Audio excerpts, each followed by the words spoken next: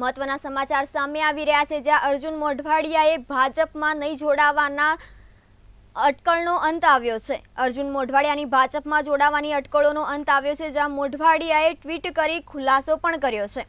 હું કોંગ્રેસમાં જ છું તેવું અર્જુન મોઢવાડિયા દ્વારા કહેવામાં આવ્યું છે। પક્ષનો ચૂંટાયેલ ધારાસભ્ય પણ છું। મારા કોઈ પણ ખુલાસા વિના સમાચારો ચાલ્યા છે તેવું પણ તેમના દ્વારા કહેવામાં આવ્યું છે। વિવિધ ચેનલો દ્વારા મારા ભાજપમાં જોડાવાની વાતો થઈ રહી છે। આ તમામ સમાચારોનો કોઈ આધાર નથી તેવું પણ અર્જુન મોઢવાડિયાની ટ્વીટ દ્વારા તેમણે ખુલાસો કર્યો હતો।